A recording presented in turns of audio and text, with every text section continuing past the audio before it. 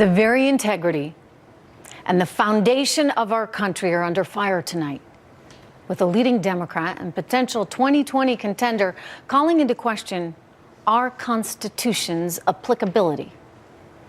Beto O'Rourke tells the Washington Post, and I quote here, "Can an empire like ours, with military presence in over 170 countries around the globe, with trading relationships and security agreements in every continent, can it still be managed by the same principles that were set down 230 plus years ago?"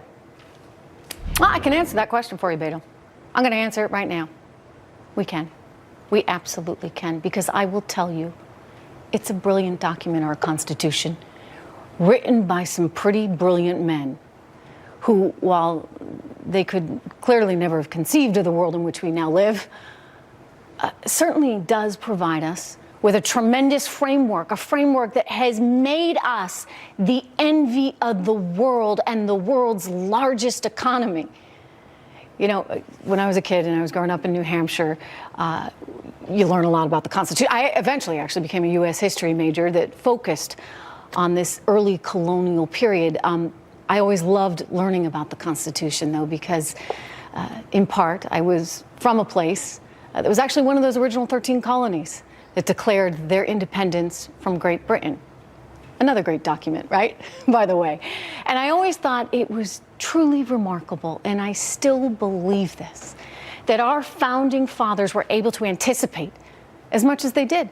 I mean, we've been talking a lot about Venezuela on this show, as well as other challenges that some of these banana republics in Latin America actually have. And you want to know one of the reasons that they have them? I'll tell you.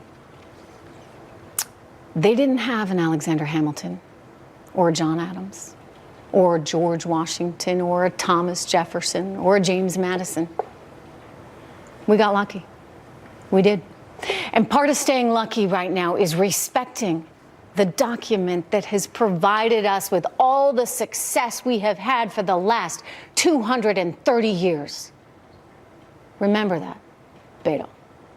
Here with me now to react, I have presidential historian Doug Wead, who is a great admirer of all of those men and their brilliance himself. I mean, it actually kind of disgusts me, Doug, to see that people want to abandon some of the great things that have empowered our country, whether it be the Constitution, whether it be the Electoral College. I mean, Hillary Clinton's calling for that one. Why are they trying to reinvent the wheel? Yeah, it's taken so many hundreds of years and thousands of years for this Constitution to evolve. Ruth Bader Ginsburg says we have the oldest Constitution of any modern nation on earth. It was genius. It is genius. And what a lot of people miss, Trish, is that our Constitution is the law. All of our laws spring from the U.S. Constitution and ultimately find as their source the U.S. Constitution. That's law. So when a politician like Beto says that the Constitution needs to be flexible, it needs to breathe, we don't need to necessarily take it literally or seriously. Oh, but he goes further than that. I mean, he really thinks that it doesn't relate to today's day and age. I mean, he's willing to sort of tear it up and start it all over. When you look at that quote, I mean, it doesn't quite say exactly that, but let's see. Can we show it again for the viewer? Let's bring it up. We're going to take a look at his quote. Here's what he's telling the Washington Post. And he's just saying, look, you know, this is something that was done for 230 years. Can you really live by the same principles? And, you know, intellectually, Doug, I'm going to tell you, as I said before, the answer is yes, right? Yes. We can live by the same intellectual principles.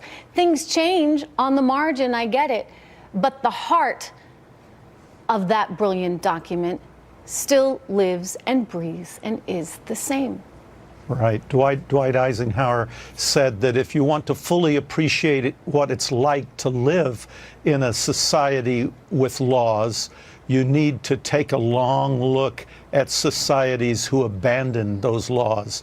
And some of the free-spirited governments, Nazi Germany, others that walked away from their constitutions and invented the laws as they went, led to horrible disaster. Thank God we have that Constitution.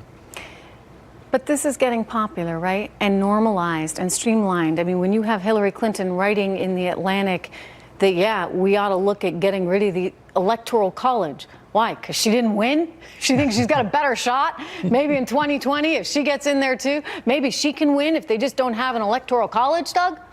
Well, I'm not as critical of Hillary Clinton saying, let's change the Electoral College, because the Constitution allows itself to be changed. It would never happen because you're going to have all those little states endorse and ratify such a change. I'm from one of them. And by the way, you know what? If you didn't have the Electoral College, it would be New York and California deciding everything. So I guess Beto would get elected.